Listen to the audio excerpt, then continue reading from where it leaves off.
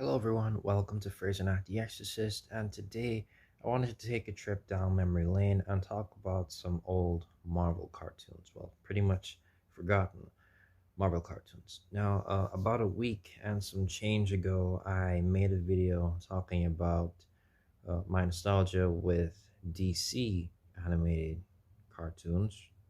So I think that it's only fair for me to go back and talk about some Marvel ones. Now, of course, I'm sure like most of you, or at least or at least you're somewhat familiar with at least a couple DC animated features that got released back in the day because they were pretty popular. They're like the best ones in my opinion are, not as well remembered, but they were still pretty popular at the time. They made like what, like 40, 50 movies in that amount of time, and and things worked out pretty good for him. But cannot say the same thing for Marvel when it came to their Marvel animated features, which was 8 film collaboration that they did with Lionsgate Entertainment, starring in 2006. So basically they released these 8 movies between 2006 and 2011 based on Marvel characters. So that's predating the MCU by about 2 years and then going right into it. And I'll give my reasons as to why I think that it didn't like really continue after 2011.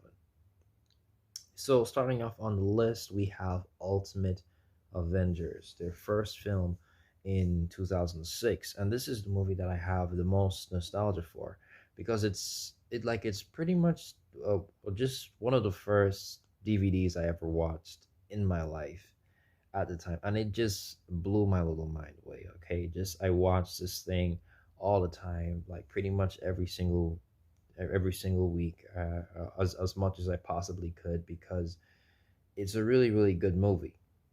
It's also a very important film because it introduced me to the Avengers. I had no idea who they were at the time.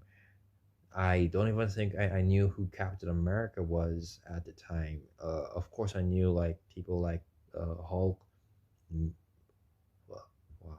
I I think that the only one who I knew at the time, out of the whole Avengers team that they had in there, was Hulk, because it's Hulk. Hulk's a really popular character. But as far as everyone else, like Captain America, Scarlet Witch, Hank Pym's Giant Man, not Ant Man, Giant Man. I'll get to that in a second. And Iron Man, of course.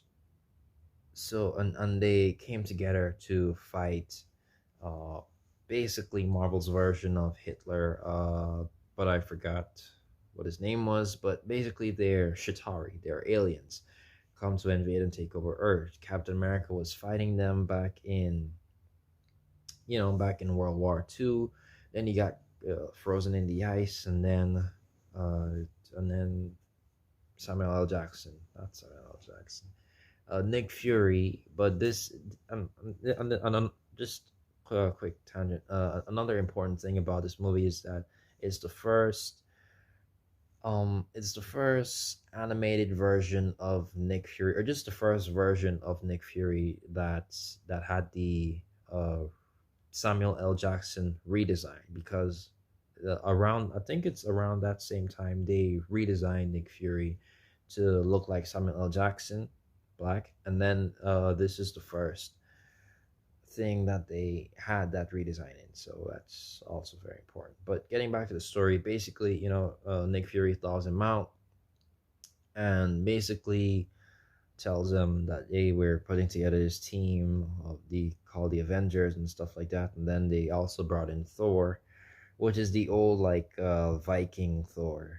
So that was cool, and it had like some really great drama, some really great action. The comedy's pretty good, not as good as the movies DC, the animated movies that DC were making at the time. Look, I'll just say it like this, like these, none of them. touched the caliber of animation or just overall quality that the DC animated films had at the time, and even in the future after them. But these are still really good films. So Ultimate Avengers was a really good start. After that, the same year in 2006 came Ultimate Avengers 2. All right, this one, in my opinion, not as good. If the DVDs, well, if the sales uh, on here on Wikipedia are accurate, according to them, this is the most successful one because it made $7.9 million, and it's the most successful one out of all 8 films. But not sure why, because in my opinion, like it's a definite downgrade in quality from the Ultimate Avengers that came out just a couple months before that.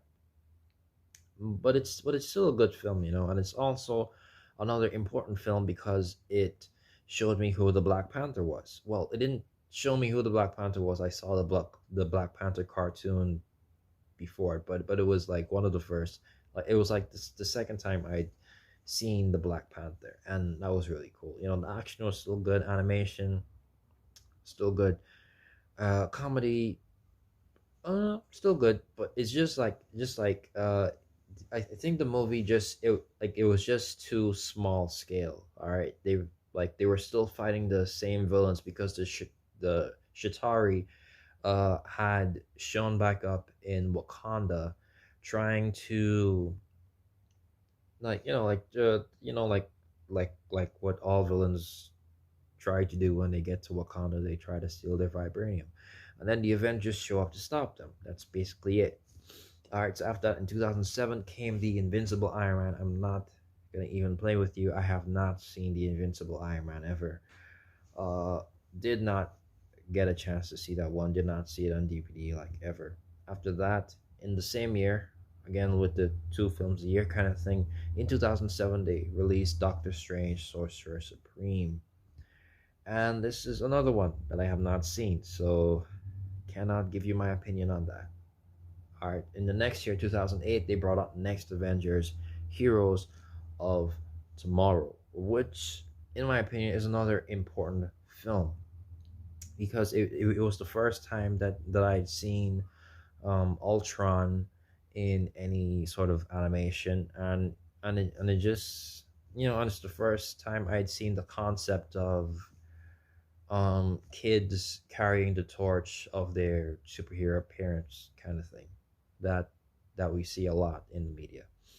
But basically it's a good movie. It's a good movie. I think I think what it meant, like the continuation of like after all the Avengers had died, and it was just Tony Stark left raising the kids of the other Avengers who also had powers.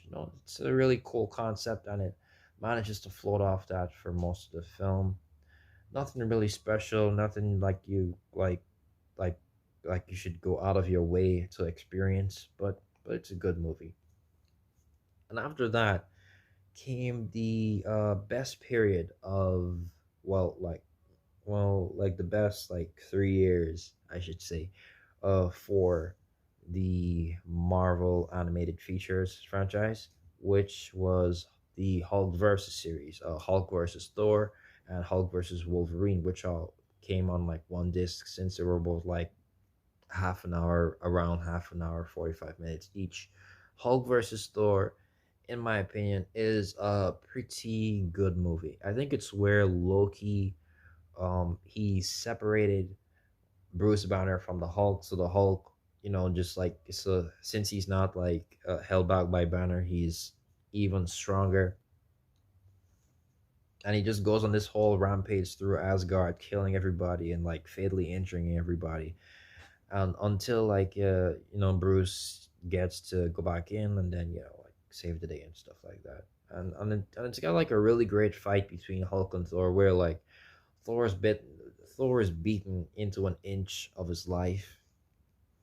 So that was a really nice fight. So that's basically the thing about the Hulk versus series. It's just pitting two really strong heroes against each other. And that was a good start. But the better one, and in my opinion, the best Well, it's not like a movie on its own. Well, yeah, it is a movie on its own. All right, Hulk versus Wolverine. Now, this, in my opinion, is the best Marvel animated feature that they released in this period, and it's just over a half hour long. I think it's about 33 minutes long, so that should not take a lot of your time.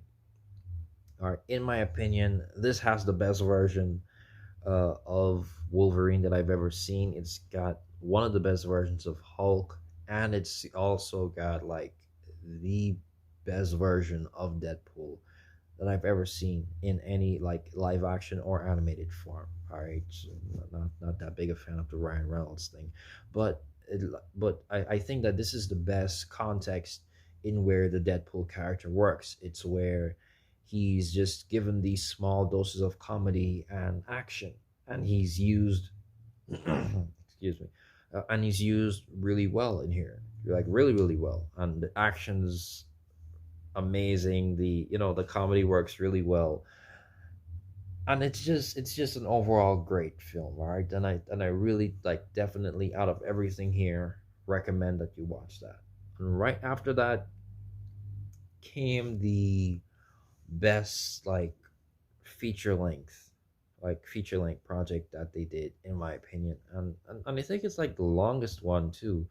Let me check. It's about uh, an hour. All right, it's 81 minutes, so that's an hour and 21 minutes, and I'm talking about Planet Hulk. All right, so this is the best feature length animated one that they ever did, Planet Hulk.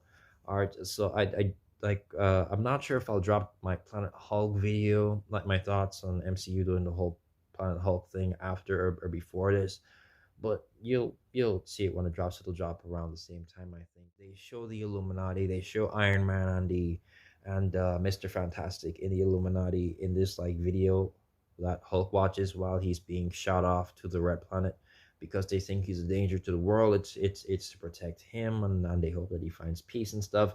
He pushes the plane off the ship, the ship that's carrying him off orbit because he's like destroying the insides, so the coordinates get all messed up, and he lands on the Red Planet. And he's basically like this chosen one character who's supposed to defeat the Red King and bring peace to the whole world, and stop the gladiator games. And it's a really good movie. All right, the comedy that's there is good. All the characters are really well voice acted. Fred Tatasciore does a really great job as the Hulk, and just like the animation is great, the action is great, the voice acting is great. Everything is really great about that film. I think you should really check it out. It's a really good film. It really surprised me, and I think it really holds up well, considering everything that we have here. And the last film that they released, Marvel Animated Features, is Thor: Tales of Asgard. In my opinion, one of the more weaker entries. It's sort of like it's Thor as a kid. I'm not sure. I don't really remember the story that well. It's about him and Loki and Sith going on this adventure to retrieve something or something like that. I don't really remember. Honestly, I don't really care. But it's a decent movie. It's not bad. It's not bad in any sort of way. And that's basically it for the Marvel animated features. I haven't seen all of them. I've seen everything except for the Invincible Iron Man and Doctor Strange, Sorcerer Supreme. And these are some pretty good films. Like there weren't any bad films or anything like that. They made some decent money. None of them made like as well. They weren't like as successful, I think, as the DC animated ones, but just on their own merit, I think they're still solid films. So if you plan on checking any of these out, I definitely recommend at least checking out both Hulk versus Thor and Hulk versus Wolverine and Planet Hulk. And like if you want to go the extra mile, definitely the first Ultimate Avengers movie, because it's still a really solid film. So these are all pretty good. None of them are bad. I think they had a pretty good run of 2006 to 2011 with 8 films, And to be honest, like as to why I think these didn't really last long, I think it's because Marvel just had a lot of stuff going on. All right, so when the MCU took off with a pretty big start in 2008 when they released Iron Man, so by that time they had bigger things on the horizon. So I think that they didn't really see these, like having that much success on in a long term anyway. Marvel has never had like animation like ever since the 90s. I don't think they've had animation as any sort of forefront to their, to their sales or just business as a whole. So I think it's just something that they did for a little while that had found a little success, critical and commercial success. But then, as the MCU got bigger and bigger and started making them so much like unbelievable money, they just didn't really see a reason to continue this Marvel animated features. So that's why I think that they dropped it. But these are pretty good films, like Ultimate Avengers. Like the standards are obviously Ultimate Avengers, Planet Hulk, and Hulk versus. And I still like, again, like I think you should really check those films out. Sorry for spitting, but as a whole, I think that this was a solid run. So tell me what you think in the comments down below. Do you have any nostalgia for these properties? Have you ever seen any of these films? Have you ever even heard of them?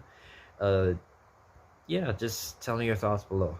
And that has brought us to the end of the video. Thank you for watching. Don't forget to like, share, comment, subscribe, and hit the notification bell to know when I upload next. This has been Fraser, not the Exorcist, and I'll see you all next time. Goodbye.